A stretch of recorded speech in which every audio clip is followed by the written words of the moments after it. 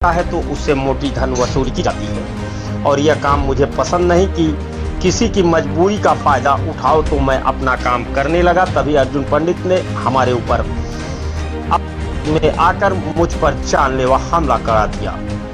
किसी तरह से वहां के लोगों द्वारा मेरी जान बच गई और इन सभी के खिलाफ कार्रवाई की मांग करता हूं। तो वहीं पर पुलिस ने आश्वासन दिया कि सीसीटीवी की जांच करने के बाद में की जाएगी कार्रवाई, लेकिन सीसीटीवी की जांच भी हो गई, लेकिन अभी तक कोई कार्रवाई नहीं की गई। यह बड़ा सवाल है। पुलिस भी कर रही अपनी मनमानी। आखिरकार योगी सरकार में माफियाओं का कितना बोलबाला है और इनको कौन सह देता है? क्या बहराइच पुलिस इस घटना का निस्तारण कर पाएगी? क्या बाबा मंगलदास को इंसाफ मिल पाएगा? यह एक बड़ा सवाल है। आइए देखिए हमारे सहयोगी अफजल अहमद के साथ। विवेचना के लिए मैं जब भी जाता हूँ चौकी के अंदर और मुझे बुलाया जाता है तो मैं वहाँ जाता हूँ, तो कोई बातें ठीक नहीं होती हैं। और ये रायपुर जो चौकी है हमारी, वो बहुत बेकार चौकी है, क्योंकि वहाँ पे इंसाफ तो मिलेगा ही नहीं। जब पैसा हमारे पास है नहीं तो इंसाफ क्या मिलेगा? क्योंकि अब जैसे अर्जुन पंडित हैं और अमित हैं, इन लोगों से अच्छा खासा इनकम होता है चौकी मतलब हमारे चौकी दरोगा जी का। तो दरोगा जी उनकी बातें सुनेंगे ना। जैसे उन्होंने ये कहा था कि हम अभी जांच कर रहे हैं। ये बताइए 25 अक्टूबर की हमारे शाम को हमारा सर फाड़ा गया बाका तलवार के द्वारा। इतना मैं जख्मी हो गया था कि मैं अपने आप, फिर भी उन्होंने कहा कि वीडियो निकालेंगे, ये है वो है, यानी सारी जांचें भी हम लोग साथ में मिल के किया। और अगर दरोगा जी के चक्कर में रहते तो आज तक वो भी नहीं हो पाता। मगर क्या है कि हमारे चौकी इंचार्ज जी बिल्कुल बेशरम है, एकदम उनकी नेत्र में खोट है, क्योंकि वो इतने बड़े भ्रष्टाचारी हैं कि बताओ, जब एक संत के ऊपर इतना बड़ा अत्याचार होता है तो बताओ आज जो हमारी और जनता है वो क्या करेगी? जैसे कि अभी आपके सामने है, क्योंकि आपने देखा 25 अक्टूबर का ये कहानी है। इन्होंने मेरा मुकदमा भी नहीं लिखा जाता था।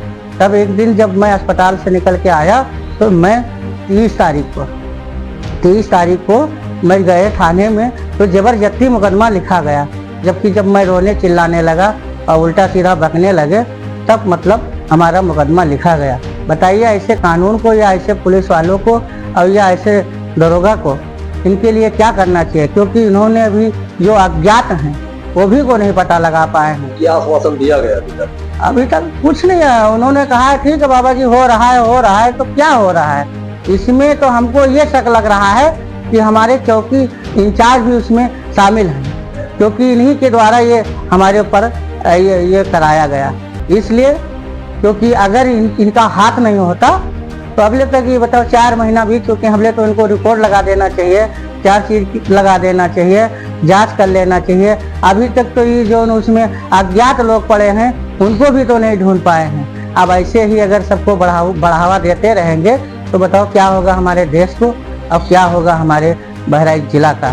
क्योंकि ऐसे ही क्राइम वाले ऐसे ही बढ़ावा देते हैं इन लोग, और वो लोग बढ़ते चले जाते हैं, और जो छोटी जनता है वो भाई मरती चली जा रही है। अब मेरे ही साथ हुआ है, आज तक उन्होंने कुछ भी नहीं किया है। भाई उधर से पैसा ले लिए और पैसा मुझसे भी मांगा गया था। हमने कहा था कि हम पैसे नहीं दे पाएंगे, आप भले मेरा काम करें या ना करें। उन्होंने ये भी कहा था कि अगर आप पैसे नहीं देंगे तो उल्टा सीधा रिपोर्ट लगाएंगे। उसने कहा था आपसे पैसे मांगे? हाँ, ये हमारे रायपुर चौकी इंचार्ज ने कहा था कि हम अगर आप पैसे दे दोगे तो 2-4 दिन में हम चार्जशीट लगवा देंगे। हम पैसा नहीं दे पाए, इसलिए अभी ना तो हमारी चार्जशीट लगी हुई है और न तो कोई उन्होंने अभी तक विवेचना किया, न कोई जांच किया, न मुझे कोई चीज़ अभी तक बताया गया है। जब मैं जाता हूं तो मुझे बेवकूफ़ बनाकर भेज दिया जाता है। मगर अब जो होने वाला है, अब हम इसके लिए जाने वाले हैं लखनऊ, क्योंकि हम आदित्यनाथ योगी से खुद मिलने वाले हैं। क्योंकि हम ये सारी चीज़ें जो हमारे बहराइच जिला में जितने भी थानों में जितनी हरकतें होती हैं हम सब रखेंगे अब उनके सामने।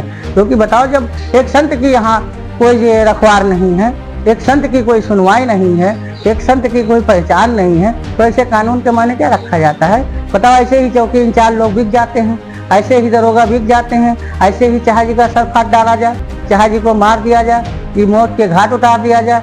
ऐसे ही नेताओं को इन्होंने बढ़ोतरी देते हैं, इन्होंने सहारा देते हैं, इन्होंने बैठाते। जैसे उस दिन जब मैं गया तो मेरे ही सामने दोनों लोगों को बैठाया गया, अमित को भी बैठाया गया, अर्जुन पंडित को भी बैठाया गया, और मुझसे ही वहाँ से टॉर्चर कराते हैं कि तुम्हारे ऊपर मुकदमा लिखवा देवे, यह कर देवे, यह कर देवे, बयान पलटो, ये है वो है। तो हमने कहा आपको मुकदमा लिखाना है, लिखवा दीजिए। मैं डरता नहीं हूँ। क्यों डर में भाई? भाई हमने हमारी आपसे कोई दुश्मनी तो है नहीं, और न मेरी कोई ऐसी बातें थी। आपने मेरे ऊपर क्यों हमला किया? खाली यही हमला हुआ क्योंकि 1,85,000 अर्जुन पंडित ने लिया था, तो उसके बारे में ये हुआ। उसको भी धीरे धीरे हमने कहा चलो ठीक है, कोई बात नहीं, ये पेन प्लाटिंग बेचेंगे, उसमें से होगा। बताओ, पैसा लेकिन अर्जुन पंडित, और नुकसान मैं उठाया।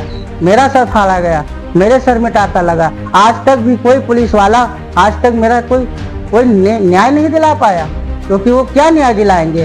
वो खुद भक्षण बैठे हुए हैं, क्योंकि उनको रुपया चाहिए तो रुपया ले ले। देखो अभी तक हम टहल रहा हूँ, न जाने कितने रिश्वत लेते हैं। अब आप क्या चाहते हैं? अब मैं ये चाहता हूँ कि हमारे रायपुर जो चौकी इंचार्ज हैं, इनके ऊपर भी कार्रवाई हो, इनके ऊपर भी जांच लगाई जाए। हाँ।